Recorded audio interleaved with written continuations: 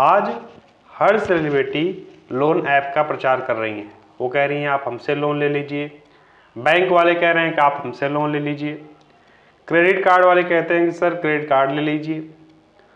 तो आपको लग रहा होगा कि मुझे जो पैसा है वो तो तुरंत मिल जाता है, दूसरे से मांगने से अच्छा है कि 100-200 400-500 रुपये जो लगता है वो मैं इस ऐप को ही दे दूँ, हमारा क्रेडिट स्कोर भी सही हो जाएगा।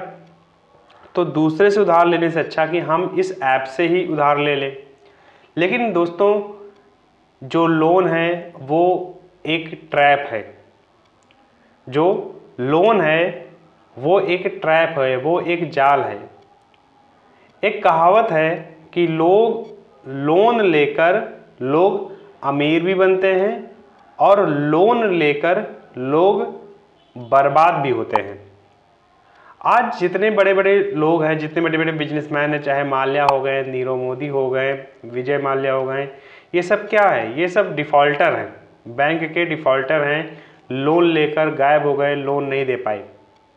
लेकिन अगर आपने लोन लिया तो आप नहीं बच पाएंगे, क्योंकि आप उनके बराबर हैसियत नहीं रखते हैं, आपके उनके बराबर पॉलिटिकल कनेक्शन नहीं है। दोस्तों, मैं टैक्स एडवाइज़र हूँ।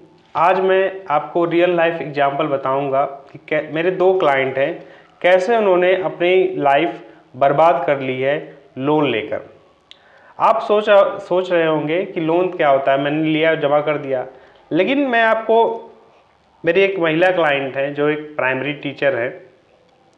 आज उनकी सैलरी 1,12,000 है, लेकिन उनके पास कार का लोन है, घर का लोन है, पर्सनल लोन है, एजुकेशन लोन है।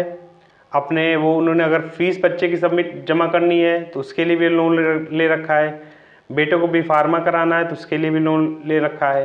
तो आज उनकी जो सैलरी है वो 1,12,000 है, और उनके खाते में आता कितना है? 20,000 रुपये।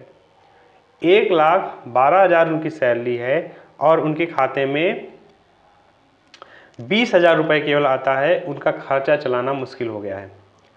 मैं टैक्स एडवाइज़र हूं, तो उन्होंने मुझे कॉल किया, उन्होंने पूछा कि अनुराग देखो कि आपने टैक्स लॉज में देखो क्या मेरा टैक्स कम हो सकता है। लेकिन कुछ ऐसे विकल्प बचे ही नहीं रह गए जहां पर उनका टैक्स कम हो सकता था। हर जगह से उन्होंने लोन ले रखा है, लोन की EMI जाती है, और जब फिर टैक्स उसमें लग जाता है, अब टैक्स लग जाता है तो और कम हो जाता है एक्चुअल सैलरी। तो 1,12,000 वो कमाती हैं और 20,000 रुपये एक्चुअल में उनके खाते में सैलरी आती है। 3 लोग का परिवार है, घर चलाना मुश्किल हो गया है। तो जो लोन है आपको बहुत सोच समझ के लेना चाहिए। मैं आखिरी में आपको बताऊंगा कि लोन आपको लेना किस पे चाहिए। दोस्तों, दूसरा जो एग्जाम्पल है, मेरे फादर के एक मित्र हैं। जब मैं अपने फादर के साथ उनके घर पे गया तो मेरे फादर ने उनसे मेरा इंट्रोडक्शन कराया कि लड़का मेरा टैक्स एडवाइज़र है, आप इससे बात करिए। तो मैंने उनसे बात किया। उनके घर के सामने 2 सफारी खड़ी थी, तो मैंने उनसे पूछा कि क्या आप ये दोनों सफारी आपकी है? उन्होंने हाँ बताया, मेरी सफारी है। तो मैंने पूछा कि क्या सेकेंड हैंड लिया था आपने कार की, नई कार आपने ली थी, मतलब नई डायरेक्ट शोरूम से आपने लिया था? तो उन्होंने नहीं बताया कि हम लोग सेकेंड हैंड यूज़ नहीं करते, हम लोग नई कार लाते हैं। और दोनों उनकी जो सफारी थी वो लोन पे थी। प्रोफेशन से मतलब वो ठेकेदार हैं, PWD में कॉन्ट्रैक्टर हैं। वो उनको 2-2.5 साल से उनको काम भी नहीं मिला है, कोई ठेका भी नहीं मिला है, तो घर चलाना मुश्किल हो गया है।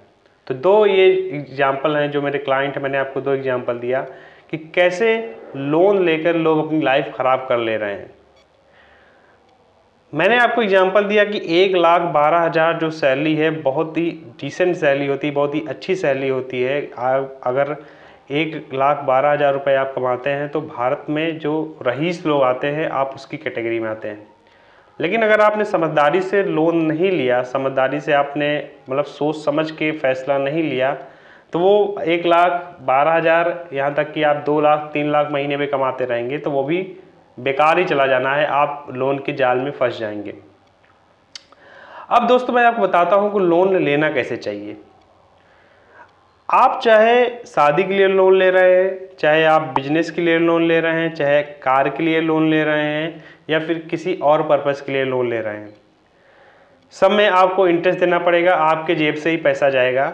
लेकिन मैं आपको सलाह दे रहा हूँ कि अगर आप लोन ले रहे हैं तो कोशिश करिए कि आप उस लोन से ज़मीन खरीदिए, बिल्डिंग नहीं। मैं आपको बिल्डिंग भी नहीं लेने के लिए बोल रहा हूँ, कोई फ्लैट लेने के लिए नहीं बोल रहा हूँ, मैं आपको बोल रहा हूँ ज़मीन लेने के लिए। क्योंकि दोस्तों मैं टैक्स एडवाइज़र हूँ, मुझे मालूम है, लॉ भी है कि जो लैंड होता है उसमें डिप्रिसिएशन नहीं लगता है। डिप्रिसिएशन का मतलब है, आपको मैं समझाता हूँ कि अगर आपने 1 लाख रुपए का कोई सामान लिया है, 1 लाख रुपए की आपने मान लीजिए कोई मशीनरी खरीदी, कोई मशीन खरीदी, तो अगले साल उसकी कीमत हो सकता है 90,000 रह जाए, क्योंकि उसमें 10% डिप्रिसिएशन लग जाएगा। लेकिन जो लैंड है, जो ज़मीन है, वही ऐसी चीज़ होती है जिसकी कीमत समय के साथ बढ़ती है, वो कभी घटती नहीं है। इसलिए मैं बोल रहा हूँ कि आप ज़मीन लीजिए, आप लैंड लीजिए। अगर आपको लोन लेकर कुछ लेना ही है तो आप लोन लीजिए और उससे कहीं बढ़िया लोकेशन पे ज़मीन खरीद लीजिए। अगर आपको घर भी बनाना है तो आप कोशिश करिए कि आप कुछ पैसा इकट्ठा करके, आपका कुछ पैसा आ गया तो कुछ समय के लिए रुक जाइए, उस पैसे से कहीं पर ज़मीन खरीद लीजिए और 4-5 साल तक का वेट करिए। जब उस ज़मीन की कीमत बढ़ जाएगी तो आप उसको बेच दीजिए और फिर उससे अपना घर बनवा लीजिए और थोड़ा बहुत पैसा लोन लीजिए। मतलब अब आपको जो लोन, मतलब अब आपको कम कीमत का लोन लेना है, तो जो आपको इतना भार पड़ना था अब आपको इतना पड़ेगा, मतलब आपका लोड कम हो जाएगा। और जब आप घर बनवा लें तो फिर एक छोटी सी ज़मीन कहीं पर, जितना आपके पास बजट हो, फिर आप ले लीजिए ज़मीन। तो इससे क्या होगा कि आपका बोझ कम हो जाएगा, जो आपका लोन इतना बड़ा था वो इतना रह जाएगा।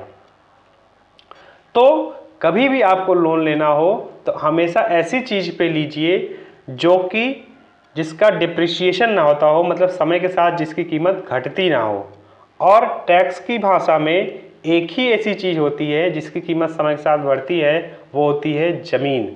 आप अगर कहीं फ्लैट भी ले रहे हैं, कहीं बिल्डिंग भी ले रहे हैं, तो इसकी भी कीमत टैक्स जब भी कभी आप भरने जाएंगे तो उसमें बताएगा कि आपने मशीन खरीदी है, इसमें 15% डिप्रिसिएशन लगता है। आपने एक कार खरीदी है, इसमें 10% डिप्रिसिएशन लगता है। मैं तो ऐसे ऐसे लोगों को देख रहा हूँ जो शोरूम से नई नई कार ला रहे हैं, लग्जरी कार ला रहे हैं, और उनको मालूम नहीं है कि जब भी आप शोरूम से कोई कार लाते हैं तो जैसे ही शोरूम से आपकी कार बाहर निकलती है 10% डिप्रिसिएशन तो ऐसे ही लग जाता है। कार क्या है? डिप्रिसिएटिंग एसेट है। तो आपको जब भी लोन लेना हो आप ऐसे एसेट पे लगाइए, आप ऐसे चीज़ों पे लोन लीजिए जिसकी कीमत समय के साथ बढ़ती हो। और टैक्स की भाषा में वो एक ही चीज़ होती है, ज़मीन, क्योंकि ज़मीन की कीमत समय के साथ बढ़ती है, उसमें डिप्रिसिएशन नहीं लगता है। तो आपको आज एक नया नज़रिया मिला होगा कि कहाँ पर आप लोन लें। फर्जी जगह पर आपको लोन नहीं लेना है, आप कोशिश करना है कि हाथ थोड़ा आप सिकोड़ के चलें। लोन आपको हमेशा एसेट में ही लेना चाहिए, नहीं तो आप बर्बाद हो जाएंगे। आपकी चाहे सैलरी 1 लाख रुपए हो या फिर 10 लाख रुपए हो, आप अगर लोन ले लिए तो आप उसके चक्कर में फंस जाएंगे। बहुत लोग को तो मालूम ही नहीं होता, कभी इंटरेस्ट 12% लग रहा है, कभी 12.3 ले रहे हैं। बहुत लोगों को समझ में नहीं आता है।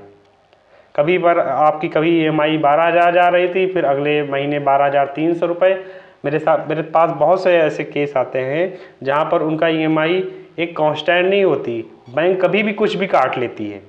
तो ये भी बहुत सारे बैंक होते हैं। अगर आपने कहीं किसी गलत बैंक को चूज़ कर लिया लोन लेने के लिए, वो टॉपिक मैं कभी डिटेल में टच करूँगा, तो आपने गलत बैंक से लोन ले लिया तब भी आप फंस जाएंगे। हालांकि वो डिटेल का टॉपिक है, उसके लिए एक नया वीडियो बनाना पड़ेगा। लेकिन मैं आपको सलाह दूंगा कि लोन हमेशा आप ऐसे चीज़ पे लीजिए जिसकी कीमत समय के साथ बढ़ती है, और वो केवल ज़मीन ही होती है। तो वीडियो अच्छा लगा हो तो वीडियो को लाइक कर दें, चैनल को सब्सक्राइब कर दें। Thank you.